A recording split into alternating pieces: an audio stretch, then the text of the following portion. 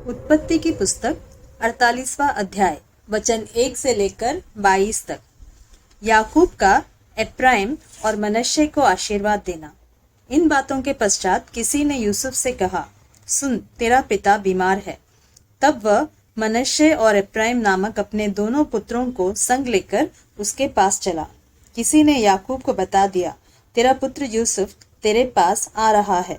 तब इस्राएल अपने को संभाल कर खाट पर बैठ गया। और याकूब ने यूसुफ से कहा, सर्वशक्तिमान ईश्वर ने कनान देश के लूज नगर के पास मुझे दर्शन देकर आशीष दी और कहा, सुन, मैं तुझे फलवंत करके बढ़ाऊंगा और तुझे राज्य राज्य की मंडली का मूल बनाऊंगा और तेरे पश्चात तेरे वंश को यह देश दूंगा, जिससे कि वह सदा तक उनकी निज भूमि बनी रहे।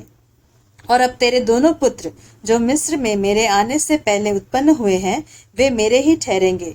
अर्थात जिस रीति से रूबेन और शिमोन मेरे हैं, उसी रीति से एप्राइम और मनश्शे भी मेरे ठहरेंगे। और उनके पश्चात तेरे जो संतान उत्पन्न हो वह तेरे तो ठहरेंगे, परंतु बंटवारे के समय वे अपने भाइयों ही के वंश में गिने जाएंगे। जब मैं पद्दान से आता था, तब एप्राता पहुंचने से थोड़ी ही दूर पहले राहेल कनान देश में मार्ग में मेरे सामने मर गई, और मैंने उसे वही अर्थात एप्राता जो बेतलहम भी कहलाता है, उसी के मार्ग में मिट्टी दी।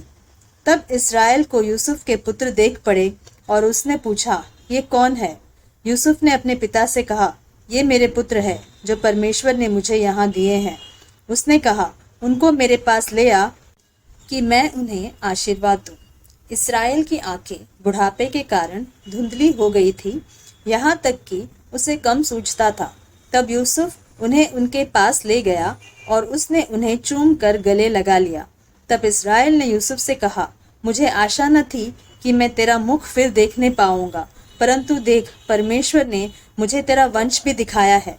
तब यूसुफ ने उन्हें अपने घुटनों के बीच से हटाकर और अपने मुंह के बल भूमि पर गिर के दंडवत की।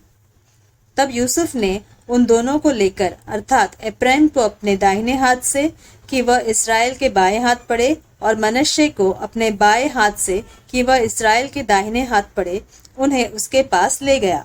तब इस्राएल ने अपना दाहिना हाथ बढ़ाकर एप्राइम के सिर पर जो छोटा था और अपना बायां हाथ बढ़ाकर मनश्शे के सिर पर रख दिया।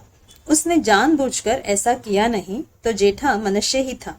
फिर उसने यूसुफ को आशीर्वाद देकर कहा, परमेश्वर जिसके सम्मुख मेरे बाप दादे अब्राहम और इसहाक चले, वही परमेश्वर मेरे जन्म से लेकर आज के दिन तक मेरा चरवाहा बना है, और वही दूत मुझे सारी बुराई से छुड़ाता आया है। वही अब इन लड़कों को आशीष दे, और ये मेरे और मेरे बाप दादे अब्राहम और इसहाक के कहलाए और पृथ्वी में बहुत आयत से बढ़े। जब यूसुफ ने देखा कि मेरे पिता ने अपना दाहिना हाथ एप्राइम के सिर पे रखा है, तब यह बात उसको बुरी लगी। इसलिए उसने अपने पिता का हाथ इस विचार से पकड़ लिया कि एप्राइम के सिर पर से उठाकर मनश्शे के सिर पर रख दे।